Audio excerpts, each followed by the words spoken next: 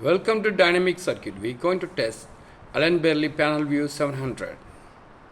Its originally display is very blur and not clear. The touch is not working. After we repair, you can see here the display is coming very clear.